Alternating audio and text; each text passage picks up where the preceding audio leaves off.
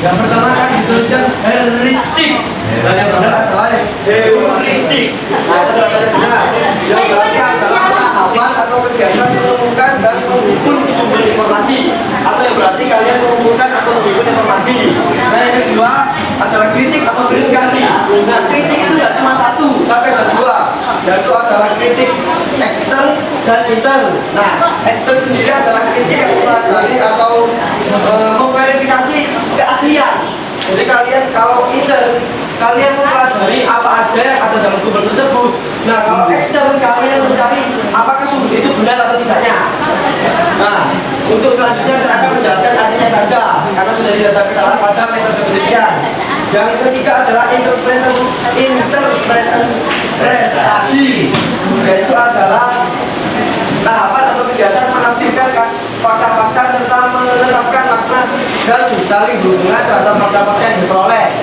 Nah, pada kalimat ketiga ini dikatakan bahwa fakta-fakta yang kita temukan dalam sejarah dihubungkan satu sama lain sehingga membentuk sejarah yang pasti. Dan terakhir adalah historiografi, jadi tahapan atau kegiatan menyampaikan hasil-hasil rekonstruksi. Jadi setelah kita menemukan dan menyamakan semua fakta-fakta yang kita peroleh, kita menyampaikan hasil dari pendapat kita.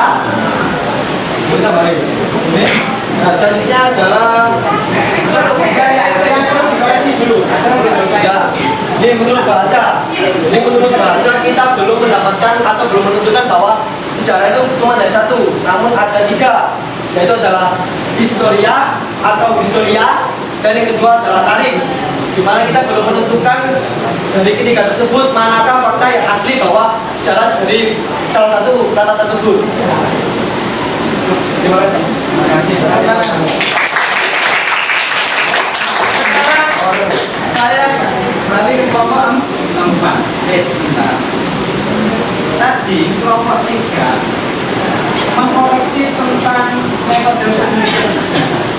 Adakah koreksi lain yang bisa membenarkan jika ada kesalahan di penulisan metode penelitian sejarah? Yang ada di depan masih ada harus koreksi.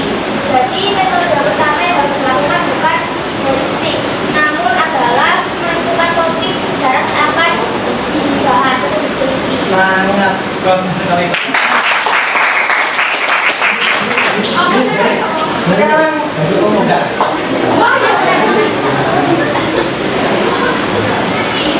Yang pengertian di bawah itu kan menurut tokoh aja. Cuma tokoh. Nah, kalau dari paham sosial yang dipelajari, secara umum adalah peristiwa yang dilakukan oleh manusia pada waktu terhadap itu yang membuat unsur peristiwa manusia langsung berkembang. Oke. Ada lagi pendapat dari kelompok 3. Oke, coba.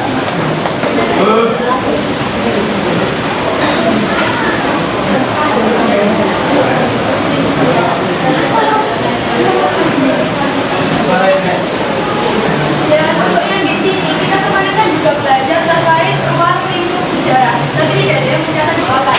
Sedangkan ruang lingkup sejarah menurut saya juga penting karena berkaitan dengan segala cabang dalam sejarah itu sendiri. Dan ruang lingkup sejarah sendiri itu ada tahap, ada sejarah sebagai peristiwa, sejarah sebagai kisah, sejarah sebagai itu, dan sejarah sebagai seni. Karena saya studi kelas 7 ya, nggak sampai juga ikut sejarah ya. Ada kok Pak temannya. Oh, hasilnya kan ya. Tadi yang saya mau tanya tuh, tapi kamu nggak mengkoreksi yang kekurangan dari saya. Sehingga ini nilainya plus kasih 5. Dan ini juga karena sudah berhasil mengkoreksi tentang metode yang menentukan topik ya. Topik kan siapa topik? Topik ini sangat bagus lagi. Nah,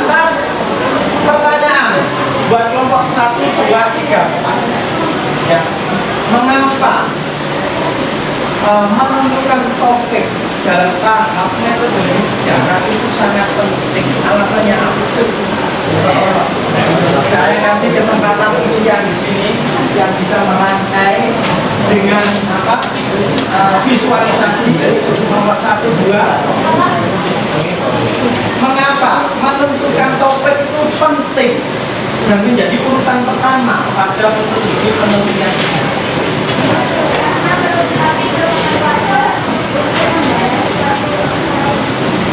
Ya, boleh tepuk tangan. Coba alasannya kenapa? Kenapa kita harus menentukan topik? Karena topik ada hubungannya atau mengekor pada setiap masalah yang bisa kita lakukan.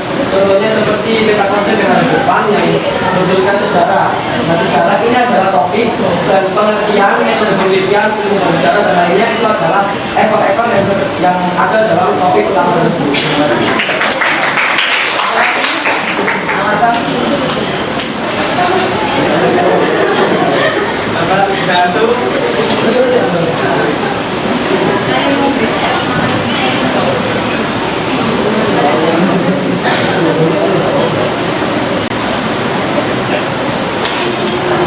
Ayo yang laki-laki, coba gimana? Bagaimana? Ya saya baca ya. Atau dibaca bukan baca.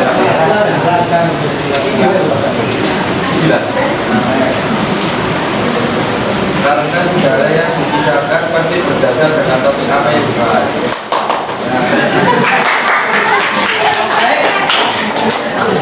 Itu kita ya pada hari ini kita mengevaluasi seberapa jauh pemahaman tentang materi yang sudah kalian pelajari dalam konsep dan dalam bentuk teman-teman kalian itu beberapa. Untuk agar apa? Saling melengkapi apa yang belum kita paham. Oke, jadi begini. Melakukan suatu penelitian sejarah itu memang butuh topik. Topik ini berkaitan dengan minat kita. Jadi seorang peneliti atau pakar itu dia kalau tidak punya topik bahasan yang ingin diteliti, dia akan bingung.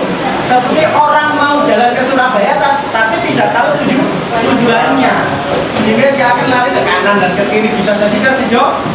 Yang kedua, minat. Minat ini sangat penting. Nah, biasanya minat itu banyak pengaruhnya, banyak faktornya karena historinya tinggal di suatu tempat. Nah, contohnya salah satu rekan Pak Mahfud, dia seorang guru, tapi dia juga seorang peneliti, namanya Pak Eko Sujarwanto. Dia selalu suka menulis tentang buku-buku sejarah yang wilayahnya berada di Gresik. Kira-kira apa? Latar belakangnya dari Pak Eko Sujarwanto. Kok suka nulis topik tentang sejarah Gresik? Iya, karena peran aktifnya sekarang itu berada di wilayah Gresik. Itu salah satu di mana topik itu menentukan minat kita. Minat kita juga menentukan topik kita. Sehingga tadi sangat betul untuk meneliti sebuah sejarah yang pertama harus menentukan topik sesuai dengan minat pastinya. Kalau nggak sesuai minat berarti sesuai dengan tujuan yang akan